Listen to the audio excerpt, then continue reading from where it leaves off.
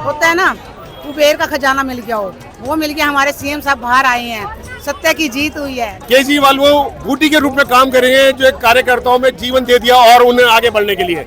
India गठबंधन विजयी बन रहा है दिल्ली की 7 सीटों पर। देखो देखो आया, कौन आया? शेर आया। पहले संजय सिंह आया था तो एक शेर आया था, आज केजरीवाल जी आए हैं, ये 2 शेर आए। इस ऐतिहासिक फैसले का जो प्रभाव है केवल आम आदमी पार्टी जिन जिन सीटों पर लड़ रही है उस पर नहीं होगा, लेकिन तमाम इंडिया गठबंधन की सीटों पर जरूर होगा। मोदी जी अपने लिए वोट नहीं मांग रहे, मोदी जी अमित शाह को प्रधानमंत्री बनाने के लिए वोट मांग रहे हैं। मैं पूछना चाहता हूँ मोदी जी से, अमित शाह जी से, ये मोदी की गारंटी पूरी कौन करेगा? जेल के ताले टूट गए, अरविंद केजरीवाल छूट गए। कल जब सुप्रीम कोर्ट से अंतरिम जमानत मिलने के बाद अरविंद केजरीवाल तिहाड़ जेल से बाहर आए तो जेल के बाहर का माहौल इसी नारे से गूंज गया। वहीं दूसरी तरफ अरविंद केजरीवाल कल तिहाड़ से जब बाहर आए तो सबसे पहले उन्होंने जेल के बाहर कार्यकर्ताओं को संबोधित किया, फिर वह घर गए और आज उन्होंने सबसे पहले दिल्ली के कनॉट प्लेस में हनुमान मंदिर जाकर बजरंगबली का दर्शन किया। उसके बाद पार्टी ऑफिस आए और यहाँ से उन्होंने जनता को संबोधित किया। इस संबोधन के दौरान केजरीवाल ने उस सवाल का भी जवाब दिया कि वह आखिर क्यों दिल्ली की मुख्यमंत्री की कुर्सी नहीं छोड़ रहे हैं। साथ ही उन्होंने इस चुनाव में एक नया नैरेटिव भी दिया है। ये लोग इंडिया गठबंधन से पूछते हैं आपका प्रधानमंत्री कौन है? मैं बीजेपी से पूछता हूं आपका प्रधानमंत्री कौन है? आप लोग सोच रहे होंगे केजरीवाल क्या बात कर रहा है, मोदी जी होंगे। नहीं, मोदी जी अगले साल 17 सितंबर को 75 साल के हो रहे हैं। बीजेपी के अंदर मोदी जी ने 2014 में मोदी जी ने खुद ने रूल बनाया था कि बीजेपी के अंदर जो भी 75 साल का होगा उसको रिटायर कर दिया जाएगा। सबसे पहले आडवाणी जी को रिटायर किया गया, उसके बाद मुरली मनोहर जोशी जी को रिटायर किया गया, फिर सुमित्रा महाजन को रिटायर किया गया, फिर यशवंत सिन्हा को रिटायर किया गया। अब मोदी जी अगले साल 17 सितंबर को रिटायर होने वाले हैं। तो मैं बीजेपी से पूछना चाहता हूं आपका प्रधानमंत्री का दावेदार कौन है?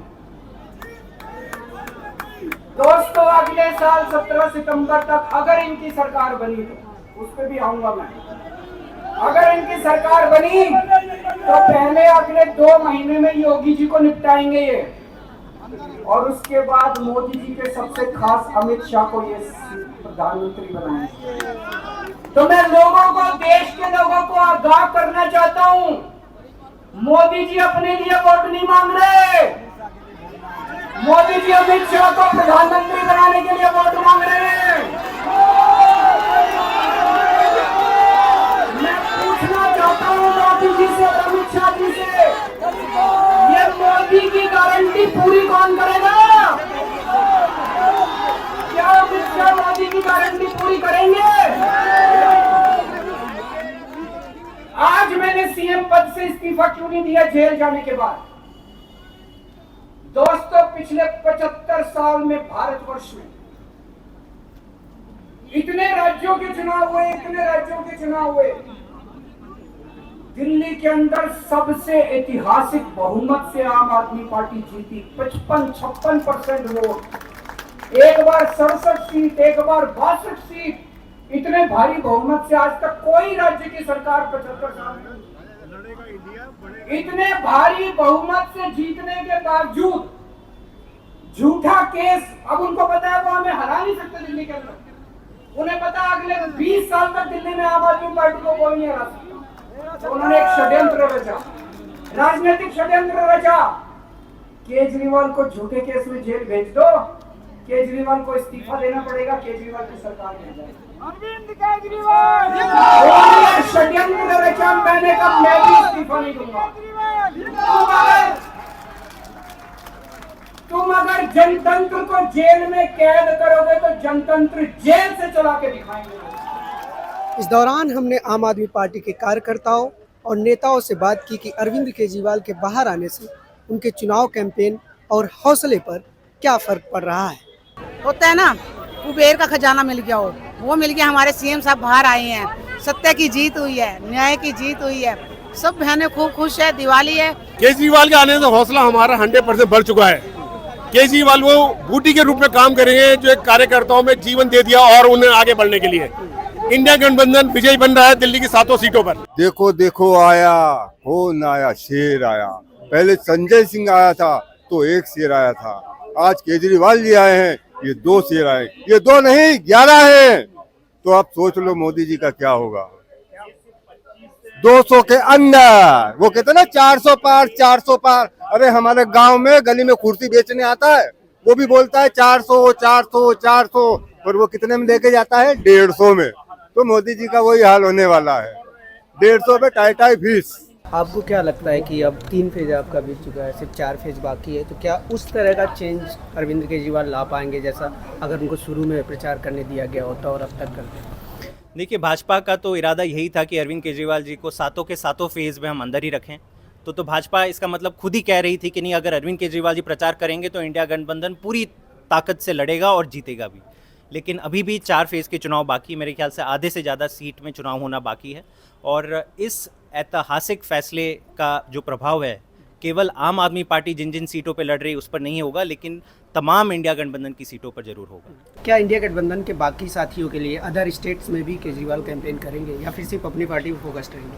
नहीं, ऐसी बात नहीं है। आम आदमी पार्टी के तमाम वरिष्ठ नेता, अगर आप संजय जी की बात कर लें, बाकी सारे नेताओं की भी बात कर लें, तो वो इंडिया गठबंधन के लिए लगातार प्रचार कर रहे हैं। जहाँ जहाँ इंडिया गठबंधन के नेताओं को हमारी ज़रूरत है, तो अरविंद केजरीवाल जी इस देश के लिए समर्पित है, आम आदमी पार्टी के लिए नहीं। देश से तानाशाही मिटाने के लिए, लोकतंत्र को बचाने के लिए जहाँ जहाँ उनको प्रचार करना पड़े वो जरूर करें। देखो, पूरे देश के अंदर इसे सकारात्मक ऊर्जा का संचार हुआ है और हमें भरोसा है कि जो तानाशाही के खिलाफ लड़ाई है जो देश में चल रही है संविधान लोकतंत्र को बचाने की, और मजबूत होगी। क्या चुनाव पलटेगा इससे? देखो, चुनाव तो पलट रहा है और तेजी के साथ पलटेगा। बीते 21 मार्च को केंद्रीय एजेंसी ईडी ने दिल्ली के मुख्यमंत्री अरविंद केजरीवाल को कथित शराब घोटाले मामले में गिरफ्तार किया था, जिसके बाद उन्हें न्यायिक हिरासत में तिहाड़ जेल भेज दिया गया था। हाल ही में अरविंद केजरीवाल ने चुनाव प्रचार के लिए सुप्रीम कोर्ट में याचिका दायर की थी कि उन्हें जमानत दी जाए। इसके विरोध में ईडी ने कहा था कि चुनाव प्रचार जमानत का आधार नहीं हो सकता क्योंकि यह मौलिक अधिकार नहीं है। इस याचिका पर फैसला सुनाते हुए सुप्रीम कोर्ट के जस्टिस संजीव खन्ना और दीपांकर दत्ता ने न सिर्फ अरविंद केजरीवाल को 21 दिन की अंतरिम जमानत दी, बल्कि यह भी कहा कि चुनाव प्रचार केजरीवाल का अधिकार है। इसके साथ ही सुप्रीम कोर्ट ने अरविंद केजरीवाल के भाषणों और बयानों पर किसी तरह की शर्त भी नहीं रखी है। हालांकि 2 जून को अरविंद केजरीवाल को स्वतः तिहाड़ जेल में सरेंडर करना होगा। ऐसे में देखने वाली बात यह है कि अरविंद केजरीवाल के बाहर आने से उनकी पार्टी और इंडिया गठबंधन को कितना फर्क पड़ता है और इस चुनाव में उनके फेवर में कितनी तब्दीली आती है। न्यूज़ लॉन्ड्री के लिए मैं अनमोल प्रीतम, Delhi. This election season, your right to choose puts you at the heart of it again. We'd like to be your eyes and ears. Choose the journalism and media that serves democracy and you. Simply head on to newslaundry.com/subscription and pick up the TNM NL joint subscription of your choice today.